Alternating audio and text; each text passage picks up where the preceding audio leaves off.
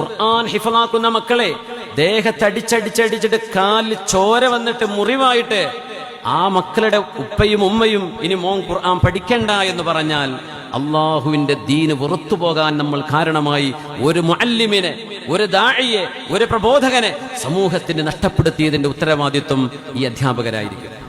ഇന്ന് അടിക്കാതെ പഠിപ്പിക്കാൻ പറ്റും. പ്രത്യേകിച്ച് മദ്രസയിലും ഹിഫ്ള് പഠിക്കാനും അറബി കോളേജിലും ദാറുൽ ഹുദ അടക്കമുള്ള സംവിധാനങ്ങളിൽ മക്കൾ പഠിക്കാൻ വരുമ്പോൾ അധ്യാപകരോട് പറയാ ഈ മക്കൾക്ക് നാട്ടിൽ പോകാൻ നൂറുകണക്കിന് ഓപ്ഷനുകൾ ഇംഗ്ലീഷ് മീഡിയവും മലയാളം മീഡിയവും അല്ലാത്തതും പ്രൈവറ്റും പബ്ലിക്കും സ്കൂളുകളും സംവിധാനങ്ങളൊക്കെ ഉണ്ടായിട്ട് ആ വീടും വീട്ടുകാരും കുട്ടിയും ചേർന്ന് ദീൻ പഠിക്കട്ടെ എന്ന് പറഞ്ഞ് ഒരു ദീനീ സ്ഥാപനത്തിലേക്കോ ദർസിലേക്കോ കടന്നു വരുമ്പോ ആ മക്കളുടെ ആ മനസ്സിന്റെ സന്നദ്ധതയെ എത്ര കണ്ട് നമ്മൾ പ്രശംസിക്കണം. ഇന്നത്തെ കാലത്ത് ആ മക്കൾ വെറുപ്പ് പിടിച്ച് നമ്മളിൽ നിന്ന് ഇറങ്ങിപ്പോകുന്ന അവസ്ഥ ഉണ്ടാവരുത്. ആ മക്കളെ കൂടെ നിർത്തുന്ന ഒരു വാപ്പയെ പോലെ കരുതൽ കൊടുക്കാൻ കഴിയുന്നവരാകണം ഇന്നത്തെ അധ്യാപകന്മാർ. ഇന്ന് അടിക്കാതെ പഠിപ്പിക്കാൻ പറ്റും. ഞാൻ എന്നെക്കാളും വലിയ ഹൈറ്റുള്ള കുട്ടികളെ പഠിപ്പിക്കുന്ന ആളാണ്. ഒരു അടീൻ്റെ ആവശ്യമില്ല. വടി ഞാൻ തൊട്ടിട്ടില്ല 24 കൊല്ലമായിട്ട്.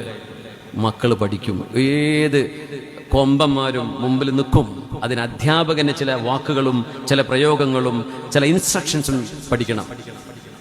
ഒരു കുട്ടിനെ അടിക്കേണ്ട ആവശ്യമില്ല. അവർ സ്നേഹിക്കും നമ്മളെ, അവർ പഠിക്കും നമ്മുടെ വിദ്യാഭ്യാസത്തെ, നമ്മുടെ കിതാബുകൾ, നമ്മുടെ ദീനിന്റെ വിഷയങ്ങൾ അവർക്ക് ഇഷ്ടപ്പെടും.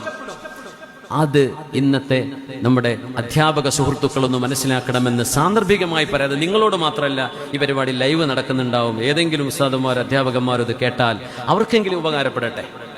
പ്രശംസിക്കണം, മക്കളുടെ നന്മകളെ പ്രശംസിക്കണം. പ്രൈസിങ്, നല്ല അഹ്സൻസ്, നീ നല്ല കാര്യം ചെയ്തു എന്ന് പറയണം. അവർ പറഞ്ഞ നല്ല വാക്കുകളെ എടുത്ത് മറ്റ് വിദ്യാർത്ഥികൾക്ക് മുമ്പിൽ വെച്ച് പ്രശംസിക്കണം.